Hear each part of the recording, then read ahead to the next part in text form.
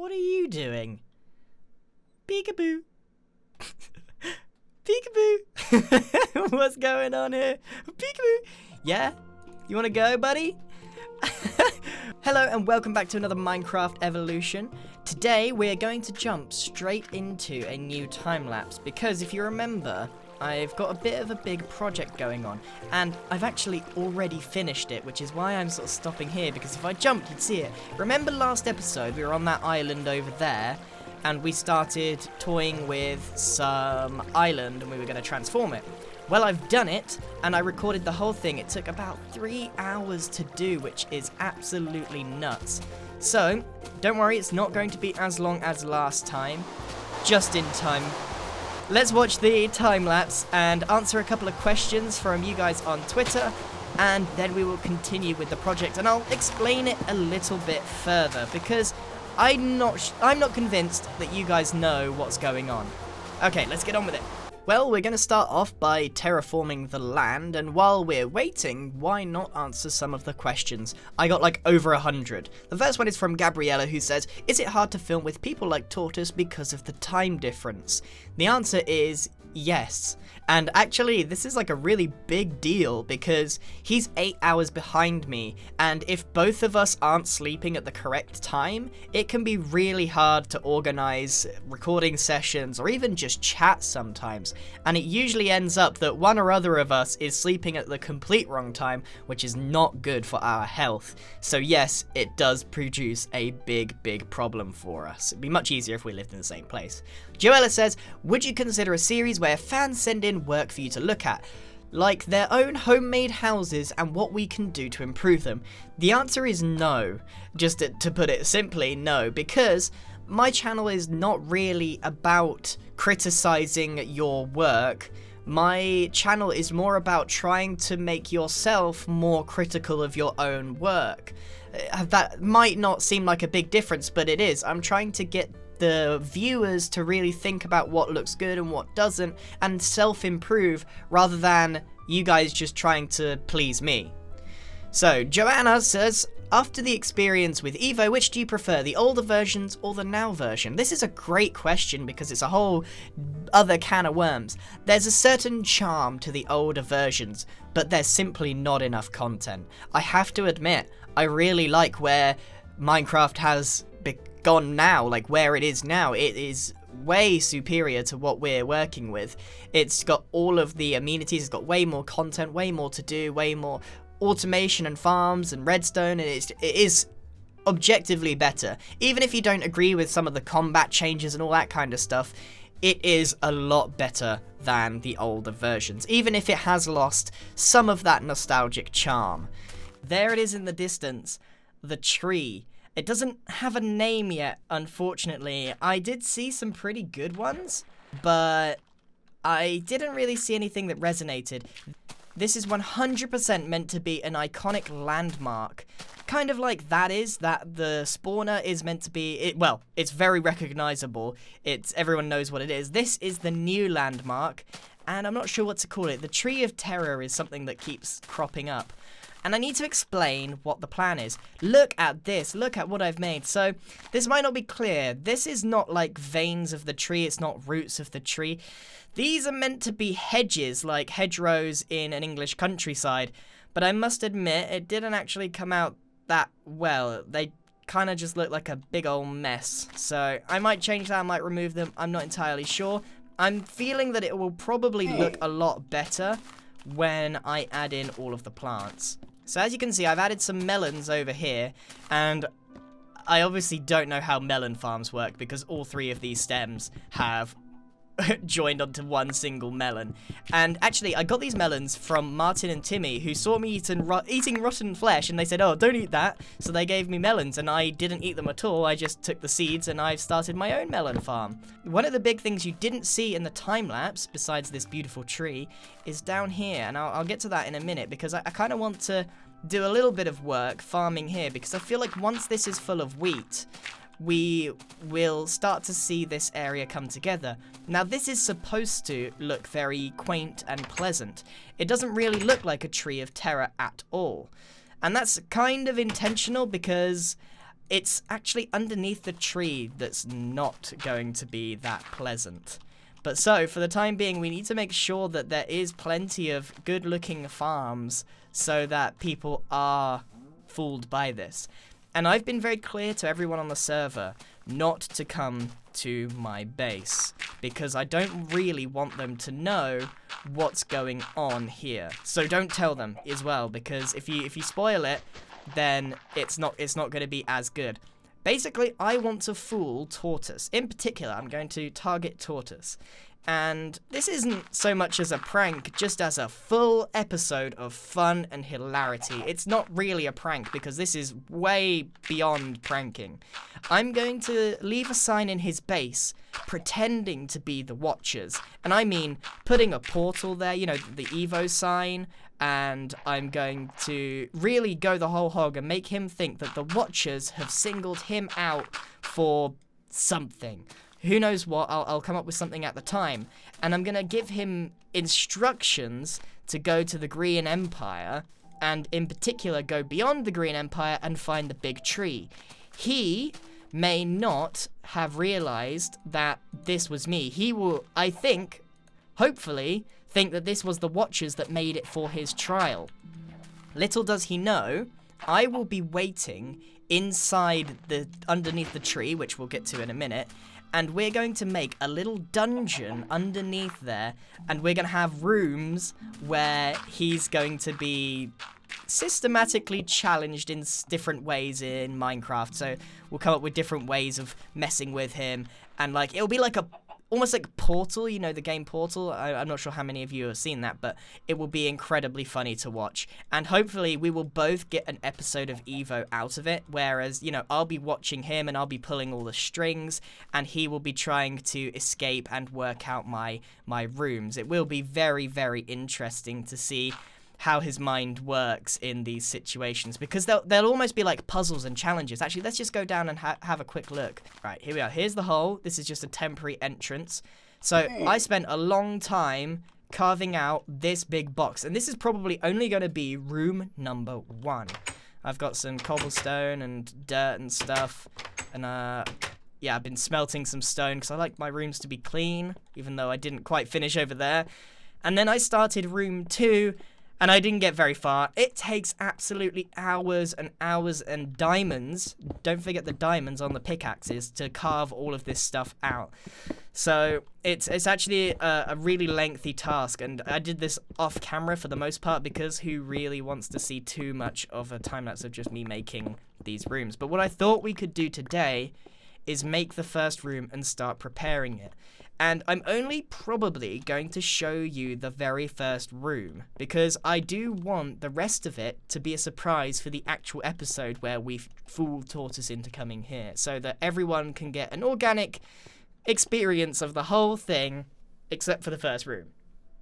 Okay, so I've got a basic idea of what I want to do, which is actually why we need a lot of this materials here. I just realized how long it's really going to take to turn all of this stuff into farms. I think this might be an off-camera job, if I'm honest. It really does seem like planting seeds wouldn't take that long, but honestly, it's quite a lengthy task. And actually lighting it up is a bit more of a challenge than I thought, because I can't put torches on leaves. So I might have to... I can't even put them on the side of farmland either, so I'm probably going to have like little islands of torches, just so we can maximize the growing potential. To be honest with you, I don't think I'm going to use this area to actually, you know, get wheat. I think it is just an aesthetic thing, which probably means that the mobs themselves are going to decimate this place. Anyway, let's continue on with making our first room. With the power of editing, I just spent about 30 minutes, and that's no exaggeration. I've cut out me making all of these dispensers, because seriously, dispensers are quite expensive. I needed to go and get a load of string, make a load of bows, and then get a load of redstone and put them together with dispensers. It took a really long time. Now, you're probably wondering why we have 64 dispensers. And that's because we're going to do something rather cruel for the first room to kind of set the scene. What I want to do is make it rain redstone. I want a pitch black room, and I want Tortoise to fall in, and we're going to do some piston magic to make him fall down, and we're going to make it look like it's going to rain blood. But it's actually redstone, so it's not actually going to be that bad. But it should be enough to kind of freak him out. But then, well, I'll get to it in a minute. Let's actually get cracking on the room, shall we? So I'm actually going to make this room with some space to maneuver around. I'll make it very clear that he's not allowed to destroy any of the actual builds. He can't just, you know, pickaxe his way through, or he will be immediately disqualified, and I'll tell him that it's rigged to blow or something. Like, it will just blow up if he decides he's had enough, and that's it. So he'll have to stay. But I want to make sure that there's enough room around for me to sort of maneuver and change things. I need to make a little control center as well, so let me plop this sand in here with some coal, and we'll get the glass growing. Growing? We're not smelting. Melting? Smelting? So we're not going to make this room too massive to begin with. It's just going to be a bit of a... It's going to look like a cave. He won't realize that this is all so artificial. It'll look like I sort of carved this cave out myself. Where in fact, it's all been manufactured. So I'm going to try and make this look as scary as possible. And I suppose it will look really similar to the shop that we made at Spawn, which is kind of interesting. I guess that was a bit of a test run to see how this would work out. Made some pretty good progress. I went and got some mossy cobble as well, because I thought what I could do is this first challenge will be really, really interesting, actually. So I'm going to use the mossy cobble to my advantage. But I'm ashamed to say already that the redstone that I want to do, I'm not actually sure how you do it. I'm not actually sure how you do it. So I might just save myself a lot of messages from you guys, and I'll ask a few people that actually know redstone pretty well how it's done, so I can get it done off camera for you. But yeah, I just realized, like, the redstone that I want to do, I have no idea what I'm doing. Anyway, that looks like that is complete. Let's go and have a look inside. I should probably make a quick door. And let's make sure there's no holes. Oh, yeah, it's a hole there. We need to make sure that this place looks pretty spooky. But we don't have, like, Minecraft skulls or anything like that. The best we can do is make a dark room with some blood on the floor, unfortunately. But it should be enough to get Tortoise, because he does get spooked real easy. So, to make it actually rain blood, we're going to need, or redstone rather, I shouldn't really call it blood. We're going to need a very systematic system of dispensers. And that's probably going to require some clever redstone stuff that I probably won't understand.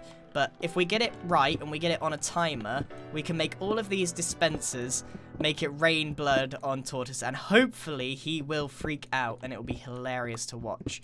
So that's how many dispensers we're going to need. That's quite a lot. I probably made one too many, but you never know when you need dispensers.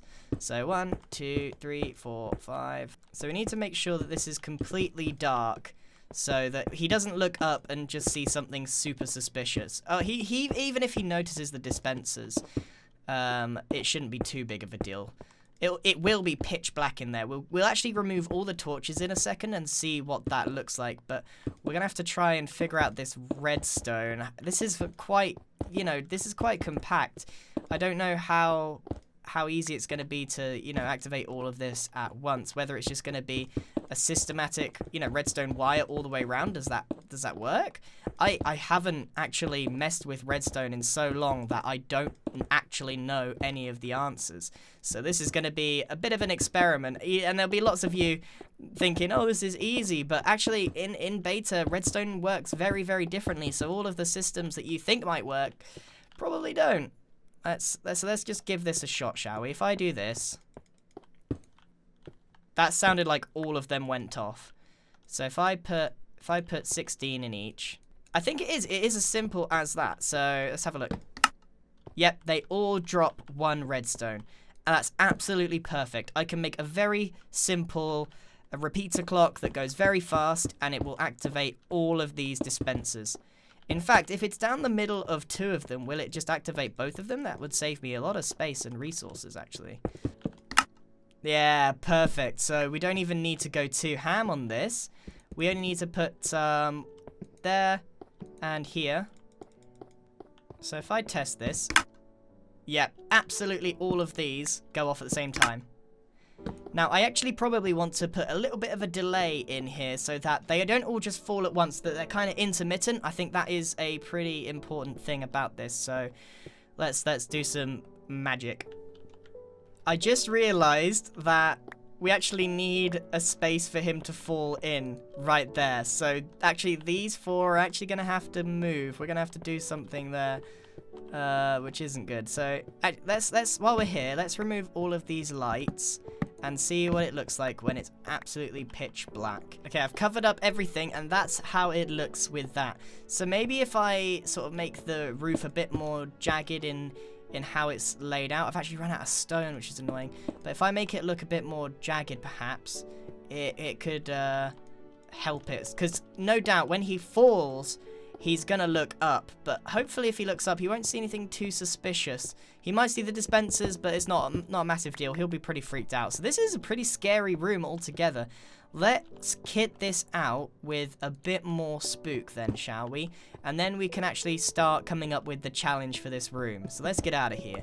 We've got a lot of work to do in the redstone department. Just placed a bunch of vines which will hopefully grow and make this place seem a bit more suspicious. So what I'm thinking is we get him... Oh, I need to make the control room, actually. I need to make a control room. But what I'm thinking is we trick him into getting in there. That's the easy part. And then we have to kind of guide him through all of the challenges of the room. It won't be very long before he will immediately work out that I am pulling the strings on this, because I'm going to be there watching him. I'm going to say, you know, welcome to your nightmare, and oh boy, this is going to be funny. So I need to make a quick control room here. Nothing too fancy, just giving me my levers so that I can make things happen fairly easily. So it needs to be pitch black so that he doesn't, you know, he doesn't see too much light when he goes in. So it needs to be equally as dark in here. But for the construction purposes, that doesn't really matter too much. This is like turning out to be a lot like Portal. I love it. So the plan is, so far, I need to create a mechanism for him to open up there, and I need to link those 2 points. I need to put in some... Let's actually do that. Okay, I think we've made some pretty good progress today. I actually need to go back to the drawing board and learn a little bit of redstone, but this is what basically he's going to see. Let's cover up this so you can get an idea. This is the plan so far. I'm going to leave a note or a sign in his base, and it's going to pretend to be the Watchers. And I'm going to be in there, and I'm going to tell him to... I'm going to give some very specific instructions. I'm going to tell him to go to the tree, and I'm going to tell him to dig inside it, and then when he's directly in the middle, I'm going to say to him, he needs to say some magic words, and then it'll open. So when he says it, in chat or whatever, I'm going to manually open the shutters, the pistons will fall, and then he will fall down in here, and he will be spooked. And then he will see me, and I will say... Welcome to your nightmare.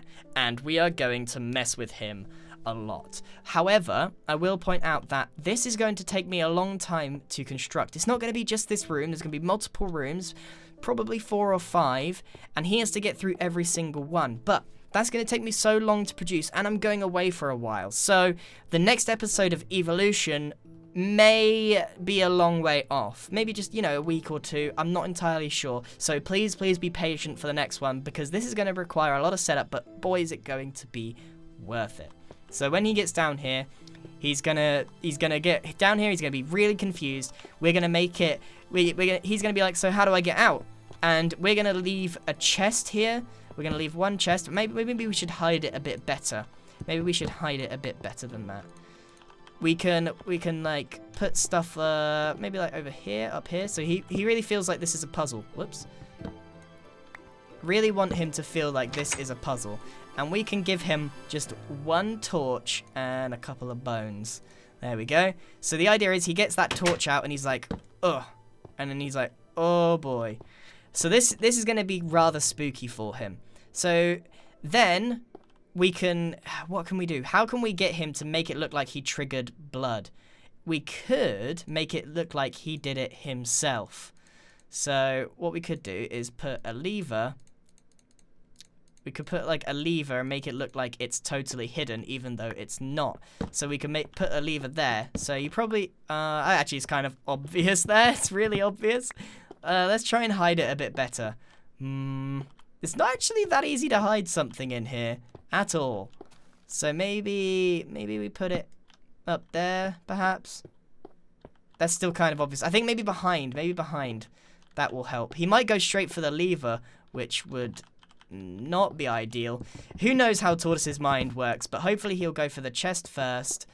And then maybe we should actually use a button. That might be smarter. Yeah, let's use a button. There we go.